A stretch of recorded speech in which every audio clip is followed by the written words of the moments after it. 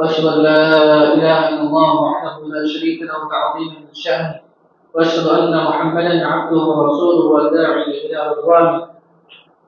قال الله تبارك وتعالى: لقد نصركم الله في مواطن كثيرة ويوم حنين إذ أعجبتكم كثرتكم فلم تغن عنكم شيئا وضاقت عليكم الأرض بما رحبت ثم وليتم مدبرين.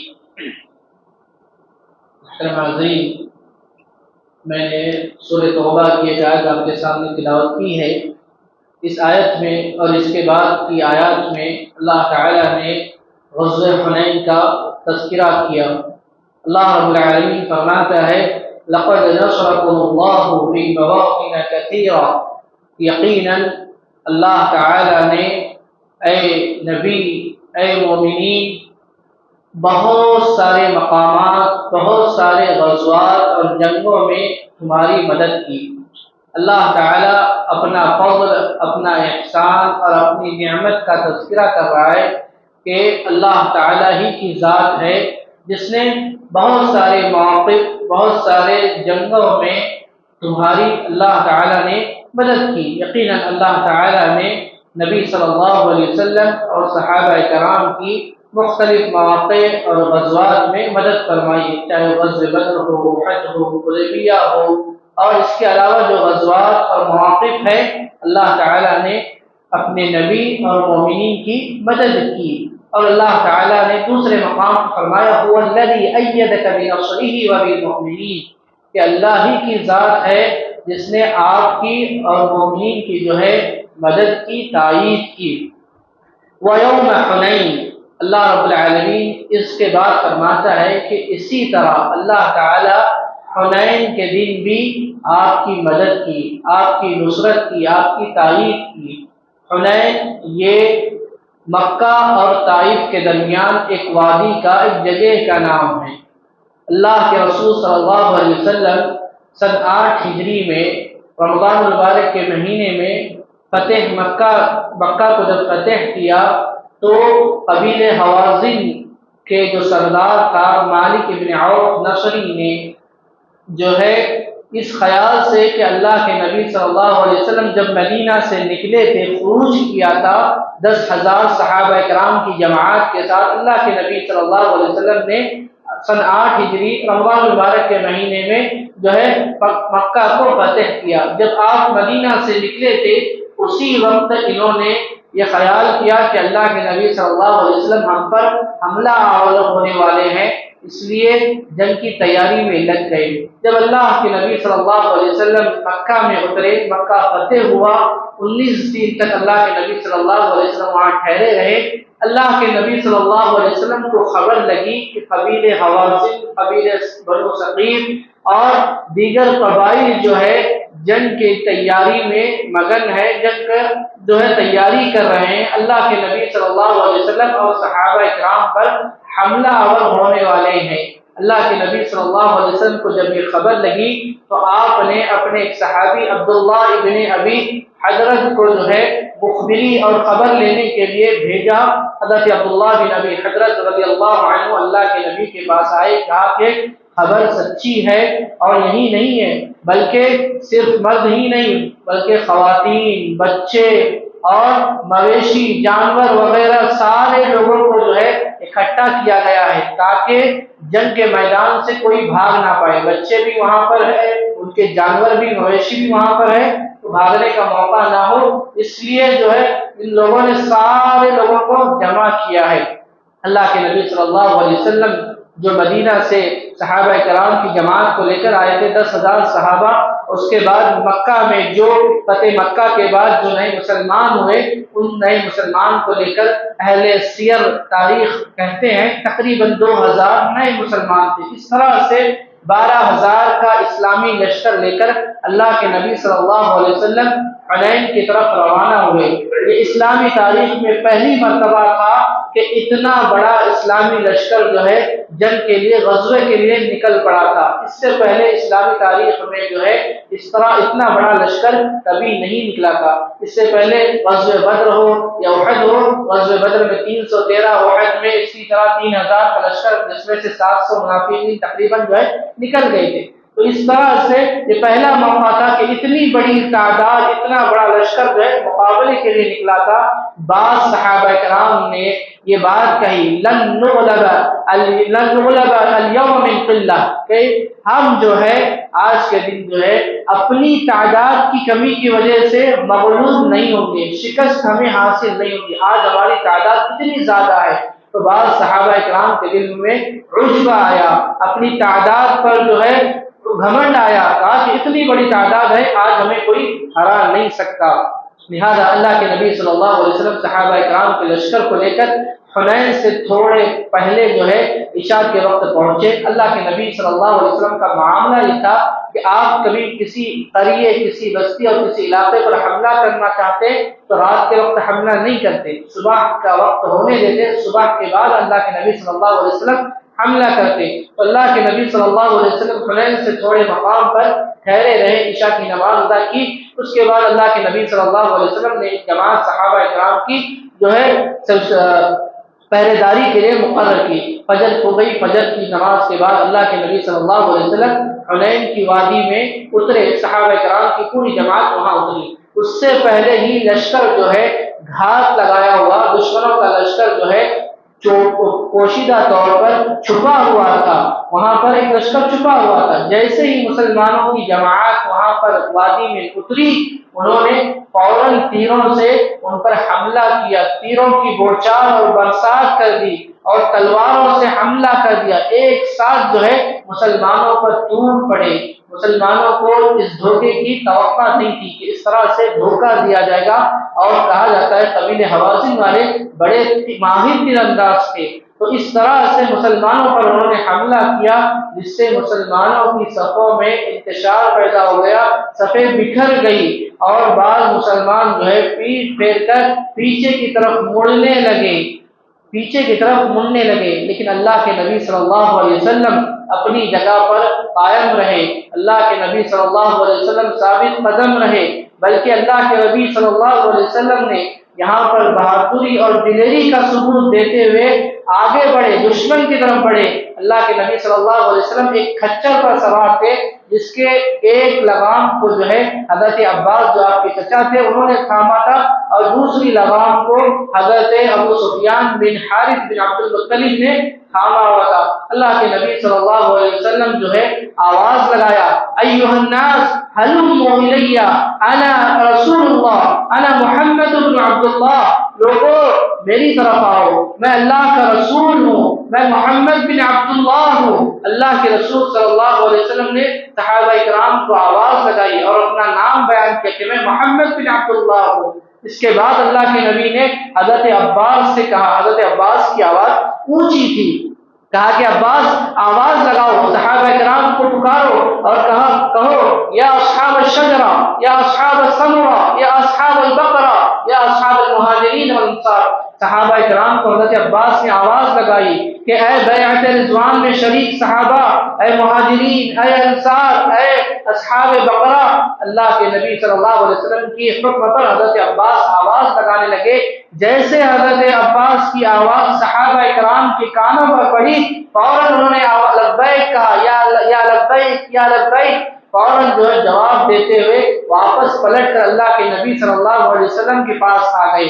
اس سے پہلے کہا جاتا ہے صرف جو ہے 100 یا اس سے کم صحابہ کرام اللہ کے نبی صلی اللہ علیہ وسلم کے پاس تھے، جن میں آپ کے جانسار صحابہ میں حضرت ابو بکر، حضرت عمر، حضرت علی، حضرت اسامہ بن زید، حضرت عباس، حضرت فضل بن عباس، حضرت ایمن بن ایمن، یہ وہ صحابہ کرام کا نام خصوصیت کے ساتھ ذکر کیا گیا۔ اسی طرح ابو سفیان بن حارث بن عبد المطلب، تو یہ صحابہ کرام اللہ کے نبی کے ساتھ جو ہے جڑے ہوئے تھے، لگے ہوئے تھے۔ اس کے بعد جب حضرت عباس نے آواز دی تو بقیہ بہت سارے صحابہ کرام کی جماعت واپس پلٹ کر آئی، بلکہ اہل علم نے، اہل سیر نے ذکر کیا کہ اتنی بھیڑ تھی کہ اگر وہ ان کا اونٹ، ان کی سواری پلٹنے سے انکار کر دے تو انہوں نے اپنی سواری کو چھوڑ دیا، زرہ پہنی اور چلتے ہوئے میدان میں کود پڑے۔ پھر اللہ کے نبی صلی اللہ علیہ وسلم نے آواز لگائی، کہا کہ انا النبی لا کذب انا ابن عبد المطلب، میں نبی ہوں، میں کوئی جھوٹا نہیں ہوں، میں عبد المطلب کی اولاد ہوں۔ اس کے بعد اللہ کے نبی صلی اللہ علیہ وسلم اپنے کھچر سے نیچے اترے، اللہ رب العالمین سے دعا کی، کہا اللہم نزل نصرک، اے اللہ اپنی مدد کو نازل فرما، اللہم انجز ما وعدتنی، اے اللہ تو نے مجھ سے وعدہ کیا اس وعدے کو پورا فرما۔ اللہ کے نبی صلی اللہ علیہ وسلم نے اس کے بعد جو ہے ایک مٹھی بھر جو ہے مٹی لی اور اس کو جو ہے دشمنوں کی طرف پھینک دیا۔ جس دشمن تک وہ مٹی پہنچی تو اس کی آنکھ میں چلی گئی اور اس کے چہرہ جو ہے غرق آلود ہو گیا۔ اس کے بعد اللہ تعالی نے مسلمانوں کو فتح نصیب کی، مسلمانوں نے بڑی جو ہے بڑی بہادری کے ساتھ جو ہے جنگ لڑی، بالآخر مسلمانوں کو فتح ہوئی اور بہت زیادہ مال غنیمت حاصل ہوا، کیونکہ وہ ساری چیزیں لے کر آئے ہوئے تھے اپنے ساتھ، بچوں کو، عورتوں کو، مویشیوں کو۔ اسی لیے اہل سیر نے ذکر کیا کہ تقریباً جو ہے 24,000 اونٹ جو ہے مال غنیمت میں آئے، 40,000 یا اس سے زائد بکریاں، اور اس کے علاوہ 4,000 روپیہ چاندی اور 6,000 قیدی، جس میں بچے اور عورتیں ملا کر 6,000 قیدی جو ہے بنائے گئے۔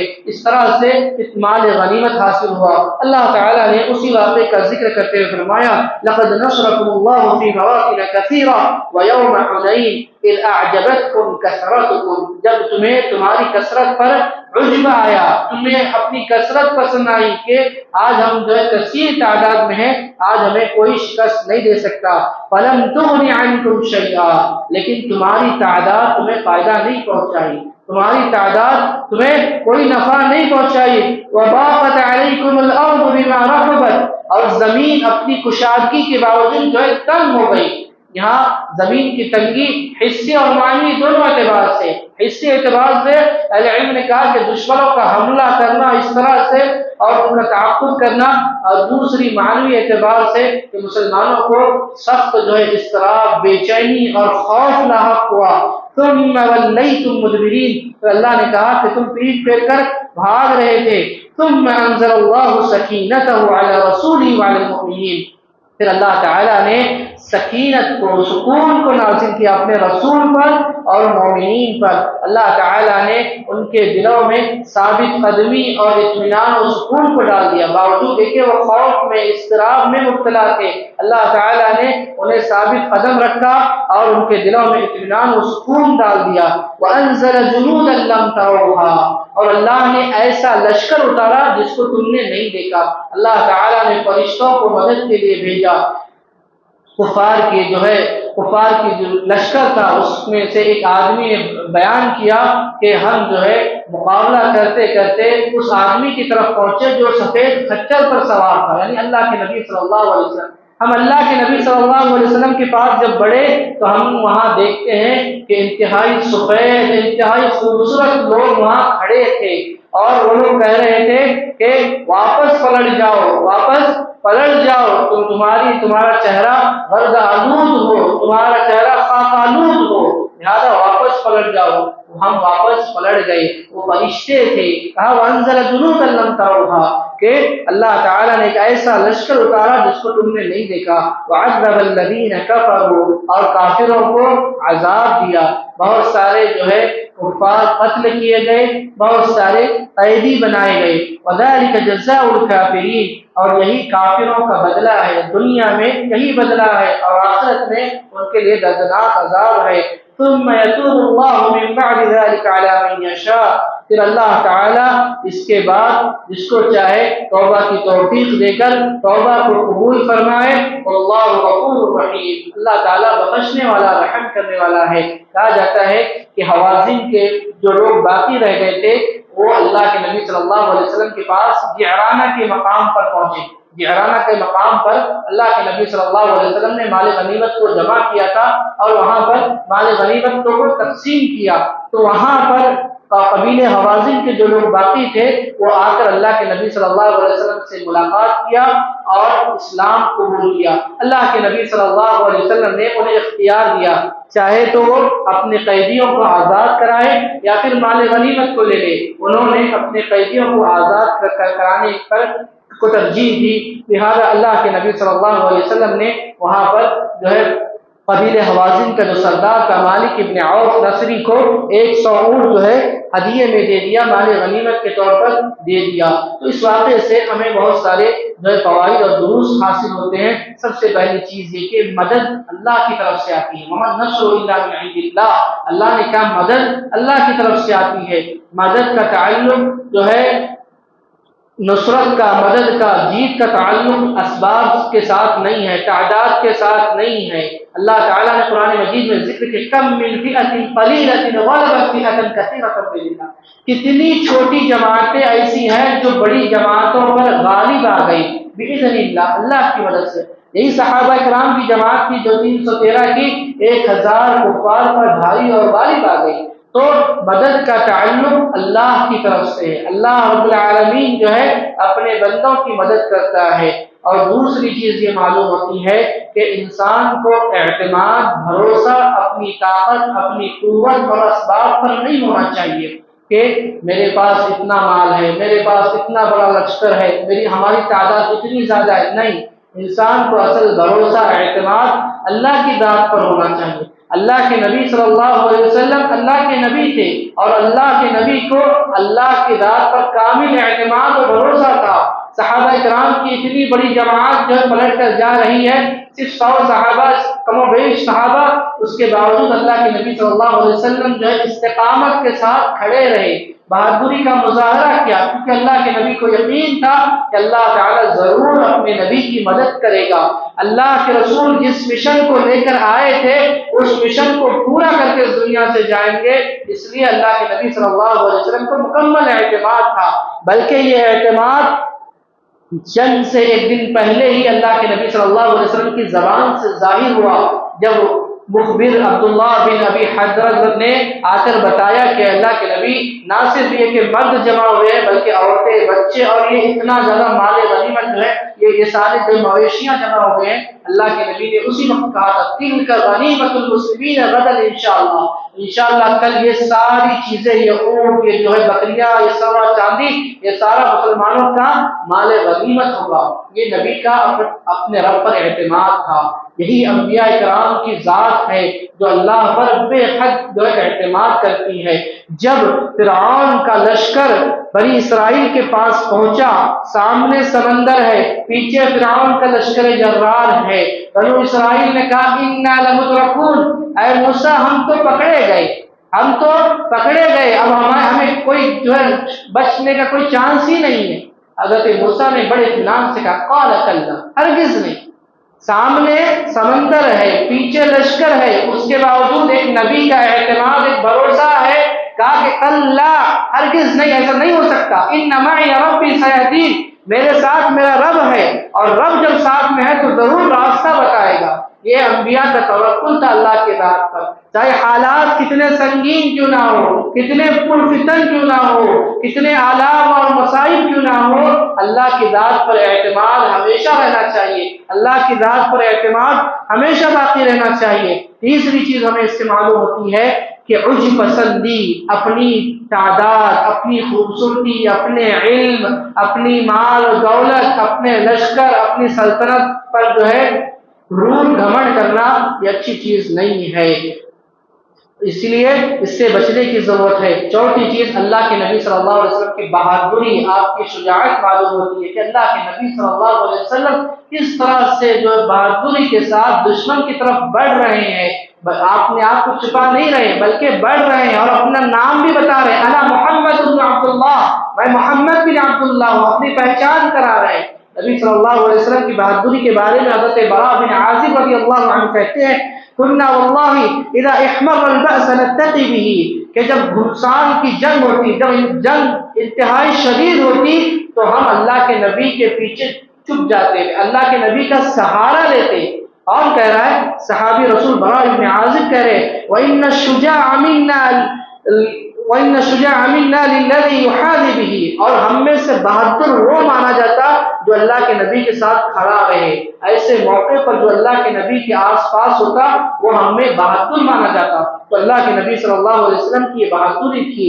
اسی طرح نبی صلی اللہ علیہ وسلم کا اللہ تعالی سے دعا کرنا کہ ایک مومن کو ہمیشہ جو ہے اللہ رب العالمین سے اپنا تعلق جوڑے رکھنا چاہیے۔ اللہ رب العالمین ہی کی مدد سے، اللہ کی توفیق سے ہی انسان کو کامیابی ملتی ہے۔ اللہ کے نبی صلی اللہ علیہ وسلم جو ہے استعداد پر اعتماد نہیں کیا، اللہ کے نبی نے ایسے سنگین حالات میں اپنے آپ کو اللہ سے جوڑا تھا۔ اللہم انجز ما وعدتنی، یہی حال اللہ کے نبی کا آپ کو غزوہ بدر میں بھی ملے گا۔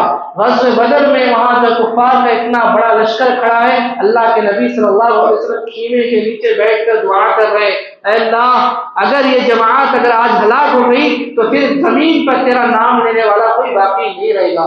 اللہ تعالیٰ سے مدد کا مطالبہ کر رہے ہیں۔ تو انسان کو ہمیشہ اپنا تعلق اللہ سے جوڑنا چاہیے، اللہ سے مدد مانگنا چاہیے۔ اسی طرح نبی صلی اللہ علیہ وسلم کی سخاوت معلوم ہوتی ہے کہ اللہ کے نبی صلی اللہ علیہ وسلم نے ایک ایک آدمی کو، بالخصوص جو نئے مسلمان تھے، 100 اونٹ دیے۔ اللہ کے نبی نے مال غنیمت کے طور پر 100 اونٹ دیے، حتیٰ کہ وہ مالک ابن عوف جو قبیلہ حوازن کا سردار تھا، جو کل تک جو ہے دشمن بن کر آیا ہوا تھا، آج مسلمان ہوا تو اللہ کے نبی نے تعلیم کے قلب کے لیے اس کو بھی 100 اونٹ دیے۔ اسی طرح صحابہ کرام کی بھی قربانیاں، ان کی بھی دین کے لیے جو ہے مشکلات پر جو ہے ثابت قدمی معلوم ہوتی، کس طرح سے صحابہ کرام نے مشکلات کو، مصائب کو برداشت کر کے یہ دین ہم تک پہنچایا۔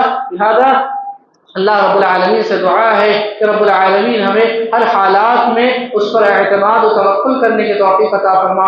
رب العالمین ہمیں ہر حالات میں دین پر ثابت قدم رہنے کی توفیق عطا فرما۔ آمین۔ وآخر دعوانا الحمد للہ رب العالمین۔